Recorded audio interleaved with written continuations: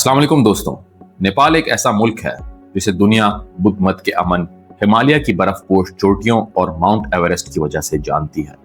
सितंबर 2025 में पूरी दुनिया की खबरों का मरकज बन गया। इस छोटे से मुल्क की गलियों और चौराहों पर वो मनाजिर देखने को मिले जिनकी तवक्का किसी ने नहीं की थी।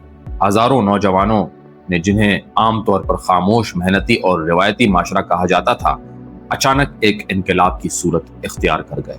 सवाल यह है कि एक पूरा मन मुल्क अचानक आग और खून के समंदर में कैसे बदल गया। इसका जवाब हमें तारीख और हाल दोनों में ढूंढना पड़ेगा।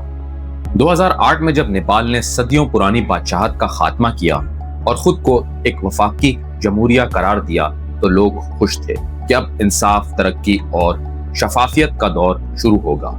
लेकिन वक्त ने दिखाया कि ख्वाब और हकीकत में कितना फर्क होता है।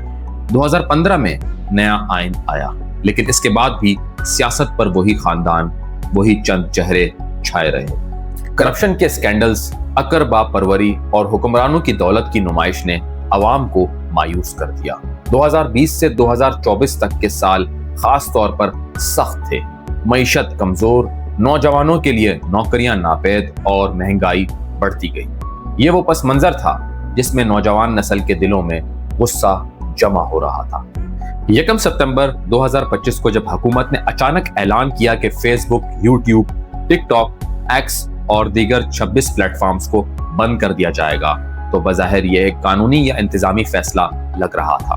हुकूमत का मौक़िफ़ ये था कि ये कंपनियां मुल्क में रजिस्ट्रेशन नहीं करवा रही, लेकिन अवाम ने इस फैसले को बिल्कुल मुख्तलिफ अंदाज में लिया। सोशल मीडिया नेपाल के नौजवानों के लिए सिर्फ तफरी नहीं था, बल्कि ये इनकी रोजी रोटी, इनका राब्ता और सबसे बढ़कर इनकी आवाज था।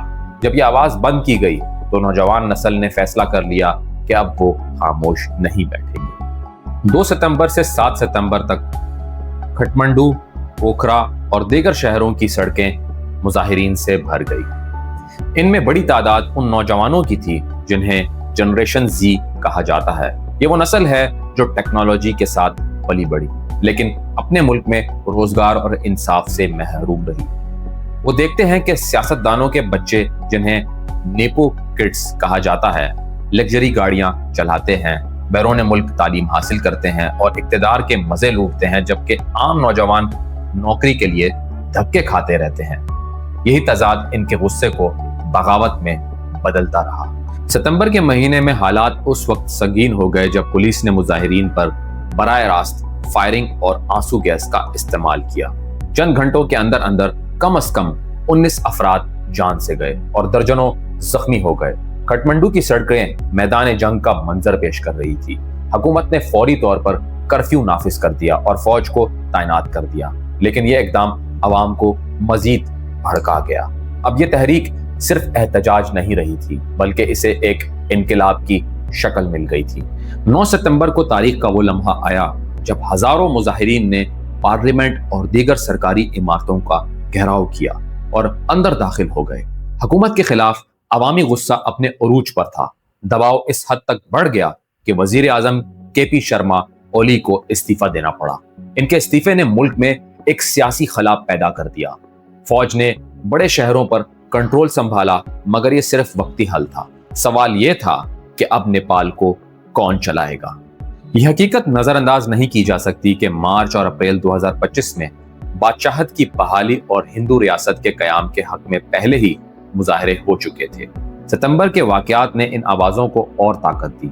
एक तबका कहने लगा कि जमहूरियत ने हमें सिर्फ करप्ट सियासतदान दिए, शायद बादशाहत वापस आ जाए तो मुल्क बच जाए। यह बहस इस बात की अक्कासी करती है कि नेपाल का माशरा गहरे नजरियात इंतशार का शिकार है। जैसे सियासी बहरान काफी नहीं था, वैसे ही जुलाई और अगस्त 2025 में कुदरत ने भी नेपाल को कड़ी आजमाइश में डाल दिया। शदीद बारिशों और ग्लेशियर्स फटने से मुल्क के कई इलाके जेरे आब आ गए। 6 अगस्त को चीन के साथ जुड़ने वाला मशहूर फ्रेंडशिप ब्रिज बह गया, जिससे तिजारती रास्ते बंद हो गए। दर्जनों लोग जान बहक हो गए और हजारों मुतासिर हुए। मईशत को अरबों का नुकसान हुआ। यूं नेपाल को एक ही वक्त में सियासी और माहौलियाती तबाही का भरपूर सामना करना पड़ा।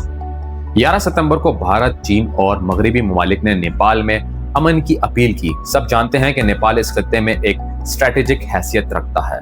भारत और चीन के दरमियान वाक़या ये मुल्क किसी भी वक्त बड़ी ताकतों की कशमकश का मरकज बन सकता है। आलमी मीडिया ने इन मुजाहिरों को जनरेशन जी रेवोल्यूशन कहा और इसे जनूबी एशिया के लिए खतरे की घंटी करार दे दिया।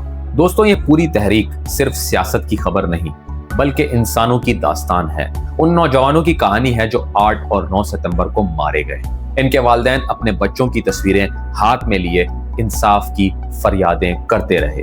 बेरोजगार नौजवान अब भी सवाल पूछते हैं, हमारा कसूर क्या है, हम कब तक कुर्बानी देंगे। ये आंसू और सवाल नेपाल के मुस्तकबिल की सबसे बड़ी हकीकत है।